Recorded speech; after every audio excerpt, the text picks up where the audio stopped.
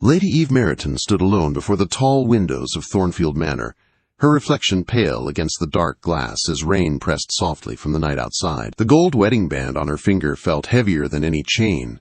Only hours had passed since she became the wife of the most feared man in England, yet it already felt like a lifetime.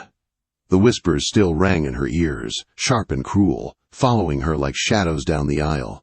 They had called her a sacrifice, a girl sold to save a ruined family. She remembered the chapel too clearly. The way the room had gone quiet when the Duke of Thornwall entered. Lord Cassian Vale had stood tall and unmoving, dressed in black, his face carved from stone. A thin scar at his temple caught the light, making him seem dangerous and distant all at once. People said his first wife had died in his house under strange circumstances. People said he was cold, cruel, and merciless. Eve had tried not to listen, but fear had settled deep in her chest. She reached for the oval locket at her throat, her mother's last gift. Her family's fate rested on that marriage. Her father's debts had grown too heavy to bear. Properties were lost, creditors waited, and prison loomed close. When the Duke's proposal arrived through his solicitor, it felt less like an offer and more like a sentence.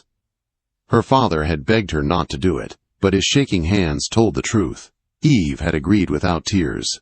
Duty was all she had left. Thunder cracked in the distance as the bedchamber doors opened. Lord Cassian Vale stepped inside, framed by soft light from the hall. He had removed his coat, but remained formal, as if this meeting were business instead of a wedding night. The room was warm and carefully prepared, fresh sheets, burning fire, and the faint scent of lavender. It felt wrong for a marriage born from fear and need. "My lord," Eve said quietly, her voice trembling despite her effort to sound calm. "Lady Eve," he replied, his tone deep and controlled. "I trust the room meets your comfort." "It is more than generous, your grace." Silence filled the space between them. Eve knew what was expected of her. She had prepared herself for coldness, for pain, maybe even cruelty. Her heart raced as he stepped closer. She lowered her eyes, her hands clasped tight. "Look at me," he said softly. She obeyed, lifting her gaze. What she saw surprised her. His eyes were not cruel. They were guarded, thoughtful, almost burdened. "You tremble," he said. "I will compose myself," she replied quickly. "You fear me." It was not a question, Eve swallowed. "I know my duty." He studied her for a long moment. Then he reached out and took her hand. His touch was warm and gentle, nothing like she had imagined. He did not pull her closer. He simply held her hand, his thumb brushing her skin with care. "Not tonight," he said quietly. "Tonight, you will rest."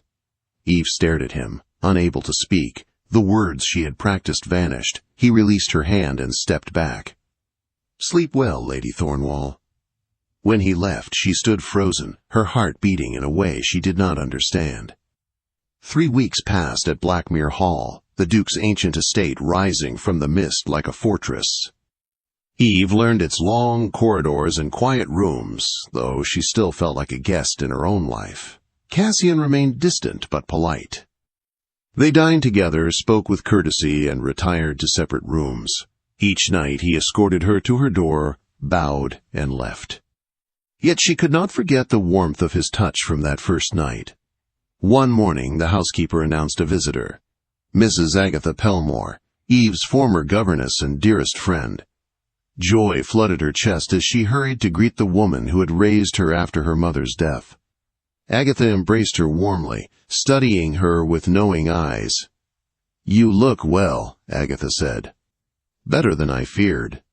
"The marriage is not what I expected," Eve admitted. Before Agatha could ask more, Cassian entered the room. He greeted Agatha with respect and surprised Eve by inviting her to stay as long as she wished. When he left, Agatha raised an eyebrow. "He is not the monster they describe," she said. "I do not think so," Eve replied, though doubt still lingered.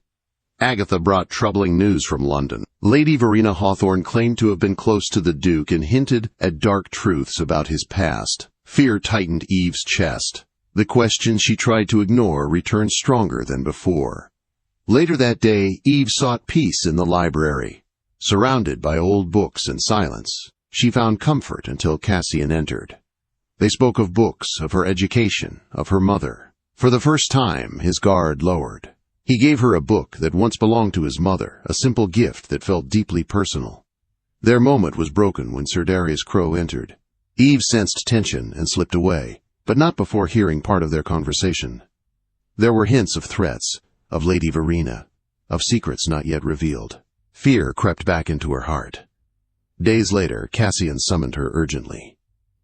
He held a letter filled with threats and lies, accusing him of scandal and warning that Eve's honor was at risk. Cassian's anger was controlled but fierce.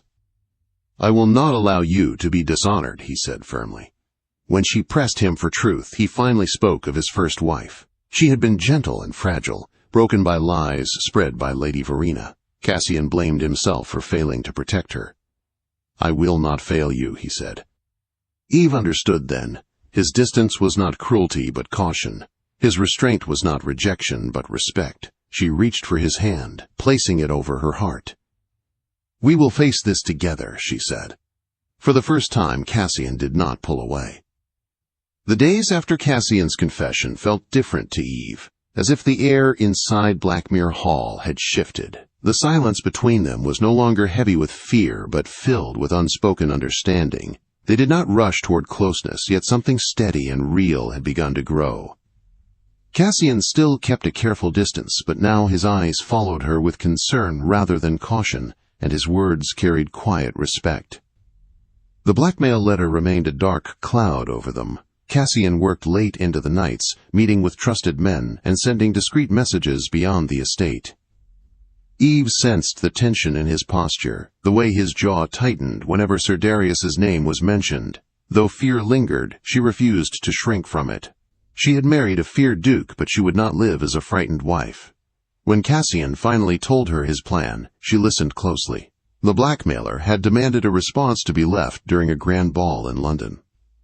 Cassian believed the threat came from more than one hand, and that the only way to end it was to draw them into the open. "We will go together," he said firmly. "They expect weakness. We will show them unity." Eve felt fear rise, but she met his gaze without flinching. "Then we go together," she replied.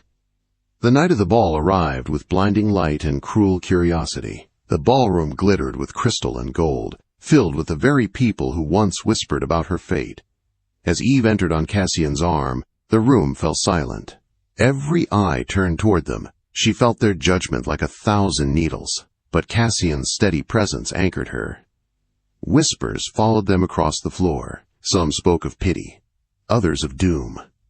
Eve lifted her chin and walked on. This was not the frightened girl who stood trembling on her wedding night. Lady Verena Hawthorne appeared before them in crimson silk, her beauty sharp and dangerous. Her smile was thin, her eyes calculating. "So the rumors were wrong," Verena said lightly. "You are still alive, Duchess." Eve smiled back, calm and unshaken. "Disappointment does not suit you, Lady Verena." Cassian's voice cut in, cold and steady. "You have made a mistake, Verena. This ends tonight." The exchange drew attention. Guests leaned closer, hungry for scandal. Sir Darius soon joined them, his face pale beneath false confidence. Before he could speak, Cassian raised his voice just enough for those nearby to hear. "Anonymous letters and false threats are the tools of cowards," Cassian said. "I prefer honesty." The room quieted. Eve felt her heart race but stood firm at his side. Before anyone could interrupt, Eve stepped forward. Her voice was clear and strong. "The letters you threaten us with are lies, and we have proof." Shock rippled through the crowd. Lady Verena's smile faltered. Sir Darius stiffened. Cassian signaled a footman, who stepped forward holding sealed documents. "Testimony," Cassian said simply. "From those you trusted." Lady Verena's composure shattered. She laughed sharply, but fear flickered behind her eyes. "This is madness," she snapped. "You cannot ruin us without ruining yourselves."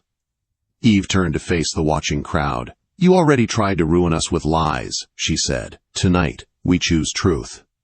She reached for her locket and opened it, revealing a folded note hidden inside. "This," she continued, "is written in Lady Verena's hand. Instructions for the very threats sent to our home."